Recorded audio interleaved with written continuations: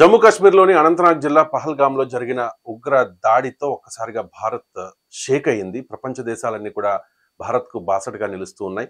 పాకిస్తాన్ కేంద్రంగా ఉగ్ర కార్యకలాపాలు నిర్వహిస్తోన్న లష్కరే తోయిబా అనుబంధ సంస్థ ద రెసిస్టెన్స్ ఫ్రంట్ ఈ దాడికి పాల్పడినట్టుగా ప్రకటించుకున్న పరిస్థితి కనిపిస్తోంది. దాదాపు 30 మంది ఈ దాడిలో చనిపోయారు. So next India move A రకంగా ఉండబోతోంది అనే ఆసక్తి ప్రపంచవ్యాప్తంగా కనిపిస్తోంది. మనం చూసాం యూరి ఘటన, ఆ తర్వాత పుల్వామా ఘటన. ఆ ఘటనలకు ప్రతీకారంగా భారత్ అప్పట్లో సర్జికల్ స్ట్రైక్స్ చేపట్టింది. మరి ఇప్పుడు పహల్గామ్ దాడికి ప్రతీకారంగా మోదీ ఏం చేయబోతూ ఉన్నారు అనేది సర్వత్రా ప్రపంచవ్యాప్తంగా కూడా ఆసక్తిని రేపుతోన్న అంశం. ఎంజీ రావు గారు ఉన్నారు మనతో, అంతర్జాతీయ నిపుణులు. ఎంజీ రావు గారు, భారత్ రియాక్షన్ ఏ రకంగా ఉండబోతోంది? చాలా అంచనాలు ఉన్నాయి, ఏదో జరగబోతోంది అని చెప్పి. అదే సర్జికల్ స్ట్రైకా లేకపోతే డైరెక్ట్ గా పాకిస్తాన్ యుద్ధమా, పాకిస్తాన్ పై యుద్ధమా అనేది ఏం జరిగే అవకాశం ఉంది? మోదీ రివెంజ్ ఏ రేంజ్ లో ఉండబోతోంది? 145 కోట్ల మంది భారతీయులు, అదేవిధంగా ప్రపంచంలో 200 పైగా దేశాలు ఈ రోజు భారత్ ఏ విధంగా ప్రతిస్పందిస్తుంది, పాకిస్తాన్కి ప్రతిస్పందిస్తుందో ఎదురు చూస్తున్నారు. ఏ విధంగా ఉండబోతుంది? నిన్న సౌదీ అరేబియా నుంచి 2 రోజుల టూర్ని మోడీ గారు ముగించేశారు. ముగించి ఇక్కడికి వచ్చారు. రాగానే క్యాబినెట్ కమిటీ ఆన్ సెక్యూరిటీ, భద్రతా కమిటీ, అంటే అందులో ఎవరుంటారంటే డిఫెన్స్ మినిస్టర్ ఉంటారు, రక్షణ శాఖ మంత్రి, విదేశాంగ శాఖ మంత్రి, national security adviser, foreign secretary, ఇలా అత్యున్నత tri services, all chiefs they are going to meet with in hours అండి. ఈ రోజు ఈవినింగ్ ఈ cabinet committee on security meet అవబోతుంది. ఈసారి మీరు చెప్పినట్టు పుల్వామా అటాక్ తర్వాత, పుల్వామా అటాక్ జరిగింది మీకు 2019, కేవలం జరిగిన అటాక్ జరిగిన తర్వాత కేవలం 12 రోజులకి సర్జికల్ బాలాకోట్ ఎయిర్ స్ట్రైక్ జరిగింది. అదేవిధంగా అంతకు ముందు జరిగిన అటాక్ లో విత్ ఇన్ 8 రోజుల్లో, యూరి తర్వాత 8 రోజుల్లో అటాక్ జరిగింది. ఇప్పుడు కానీ మోడీ గారు నాకు తెలిసి ఎట్టి పరిస్థితుల్లో కొన్ని గంటల వ్యవధిలోనే అటాక్ జరిగింది. ఈ నైట్ ఎనీ టైం మనకి సర్జికల్ స్ట్రైక్ అని నేను చెప్పను. ఈసారి సర్జికల్ స్ట్రైక్ కాదండి, పిఓకే స్వాధీనానికి అటాక్ జరిగే అవకాశం ఉంది. భారతదేశం కూడా వెల్ ప్రిపేర్ అయిపోయింది. అంటే it is not only surgical strike, ఎందుకంటే పాకిస్తాన్కి ఎన్ని సర్జికల్ స్ట్రైక్ చేస్తాం, ఎన్ని చేస్తాం, ఇది భారతీయులు ప్రశ్నించేది. ఈరోజు 145 కోట్ల మంది భారతీయులు ఈరోజు ప్రశ్నిస్తున్నారు. ఏమని ప్రశ్నిస్తున్నారంటే, ఏం చేయాలి మనం? పిఓకే స్వాధీనం చేసుకోండి, పిఓకే స్వాధీనం అని మనకి వినపడుతుంది. ఎంటైర్ పిఓకే స్వాధీనం చేసుకోవడానికే భారత ప్రయత్నం చేయొచ్చు. కాబట్టి it's not a surgical strike అండి. మీరు అడిగినట్టు సర్జికల్ స్ట్రైక్ అంటే ఎయిరు ఇదేటి టెర్రరిస్టులు చంపొచ్చేయడం, అక్కడ కొన్ని క్యాంపులు నాశనం చేసి వచ్చేయడం, ఇది కాదు.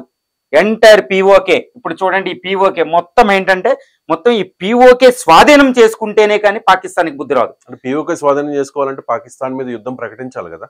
యుద్ధం ఎట్టి పరిస్థితులు అంటే, ఇప్పుడు యుద్ధం ప్రకటన అనేది ఇంకా ఆల్రెడీ పాకిస్తాన్ మన మీద యుద్ధం చేయడాన్ని మనం యుద్ధ ప్రకటనగా తీసుకుంటాం అనమాట. ఇండియాకు ఒక ట్రెడిషన్ ఉందన్నమాట. India never attacked any other country. మన వాజ్పేయి గారు చెప్తారు, అంతకు ముందు తత్వవేత్తలు అందరూ చెప్తారన్నమాట. ఇండియా తన 10,000 సంవత్సరాల చరిత్రలో ఏ దేశాన్ని అటాక్ చేయని దేశం ప్రపంచంలో ఏది ఉందంటే అది ఒకటి, ఇండియా ఒకటే. కానీ నిన్న ఏప్రిల్ 22వ తారీఖున మన అమాయకులమైన ప్రజల్ని మతం చూసి వీటి చూసి అటాక్ చేసి వాళ్ళ 30 మందిని చంపేయడం అంటే సుమారు 100 కిలోమీటర్ల లోపలికి వచ్చి ఇట్స్ నథింగ్ బట్ వార్ అండి. ఇది వారికి తగ్గదు, అటాక్ చేసేసారు. కాబట్టి మనం ఇప్పుడు court is in India, the ball is in Indian court, we have to respond. అది ఏంటంటే పిఓకే స్వాధీనానికి అటాక్ జరగబోతుంది.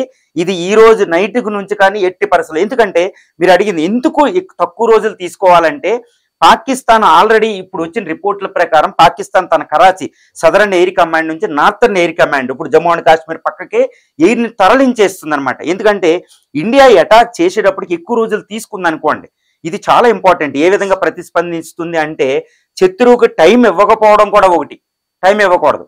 ఇప్పుడు నార్థర్న్ కమాండ్ లో ఇప్పుడు మనం కొన్ని రోజులు, 4 రోజులు, 7 రోజులు, 8 రోజులు తీసుకున్నాం అనుకోండి, ఇటు తరలించేసి తన ఎయిర్ ఫోర్స్ ని రెడీ చేస్తాయి, ఎయిర్ డిఫెన్స్ సిస్టమ్ రెడీ చేస్తాయి. ఇది కూడా అధునాతనంగా ఉంటుంది. Pakistan air force one of the modern in the world. అది ఎందుకంటే చైనా నుండి, అమెరికా నుంచి తెచ్చుకుంది. ఇప్పుడు F-16 bombers, J-10, J-17 bombers అక్కడ నుంచి తెచ్చుకుంది రష్యా, అది చైనా నుంచి. అదేవిధంగా అమెరికా నుంచి F-16 బాంబర్స్ ఉన్నాయి. The beautiful sophisticated air defence system ఉంది. మనం ఏ విమానాన్ని పంపించినా అది కూలగొట్టేస్తుంది. కాబట్టి మనం ఎట్టి పరిస్థితుల్లో ఎక్కువ టైం పాకిస్తాన్కి ఇవ్వకుండా దాన్ని అటాక్ చేసేయాలి. అది ఇండియా. అందుకనే ప్రైమ్ మినిస్టర్ గారు ఒక రోజు సౌదీ అరేబియాలో భయపడకుండా అక్కడ ఉండొచ్చు, వెంటనే కట్ షాట్ చేసుకుని దిగేసి. ఈవెన్ మీరు ఒక విచిత్రమైన సంఘటన చూస్తారండి. ఎయిర్ ఫోర్స్, మన ఎయిర్ ఫోర్స్ విమానం ఢిల్లీ ఎయిర్పోర్ట్ లో దిగ్గానే మోడీ గారు భారత భూభాగం మీద కాలు పెట్టగానే అక్కడ ఉన్నది ఎవరంటే నేషనల్ సెక్యూరిటీ అడ్వైజర్ దోవల్. అంతకుముందు 2 సర్జికల్ స్ట్రైక్ కి నాయకత్వం వహించింది అజిత్ దోవల్ గారు, నేషనల్ సెక్యూరిటీ అడ్వైజర్. ఆయన ప్రైమ్ మినిస్టర్ గారు ఇండియాలో ఇలా చూడగానే ఆయన ఎదురుగా ఉన్నారు. తర్వాత జైశంకర్ గారు ఉన్నారు, డిఫెన్స్ ఎనలిస్ట్ అందరూ ఉన్నారు, చీఫ్. అంటే ఏంటంటే ఇంక ఎయిర్పోర్ట్ నుండి కాలు పెట్టగానే అక్కడ నుంచి మొదలుపెట్టారు వ్యూహం. అంటే మీరు ఎంత సీరియస్నెస్ ఉంది అంటే, ఎందుకంటే 140 కోట్ల మంది ప్రజలు ఈ రోజు భారత ఎట్టి పరిస్థితుల్లో ప్రతిస్పందించాలని కోరుకుంటున్నారు. Modi one of the best leader. Last 10 years నుంచి ప్రైమ్ మినిస్టర్గా ఉన్నారు.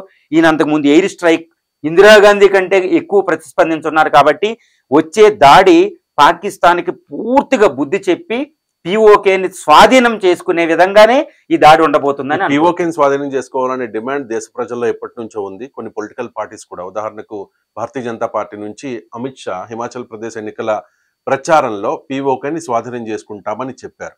కాబట్టి ఇది ఒక అవకాశంగా తీసుకుని పిఓకేని మళ్ళీ తిరిగి భారత్లో కలుపుకునే ప్రయత్నం చేయవచ్చు. కానీ పాకిస్తాన్ చెప్తోంది ఇది మా పని కాదు అని చెప్పేసి. సో లష్కర్-ఏ తోయిబా అనుబంధ సంస్థ, ద రెసిస్టెన్స్ ఫ్రంట్ ముష్కర్లు వీళ్ళంతా కూడా. మరి పాకిస్తాన్ కాదు అని చెప్తోంది, మాకు సంబంధం లేదని ఇప్పటికే ప్రకటించిన పరిస్థితి. This is the habitual killer అన్నమాట. నేరస్తులు ఒకటి ఉంటారు, ఎప్పుడు మర్డర్ చేసి నేను కాదనే చెప్తాడు వాడు.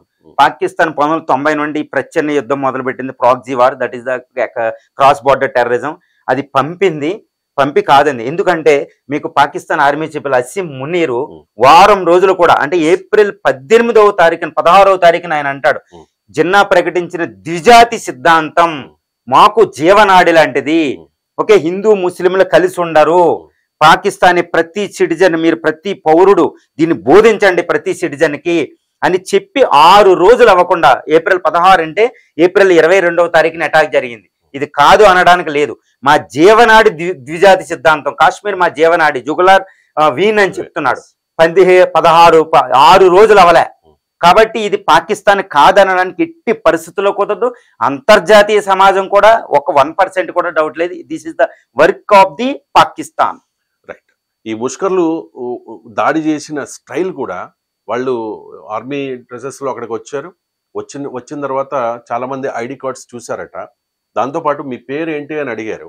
అది హిందువుల పేరు అయితే వాళ్ళను షూట్ చేశారు.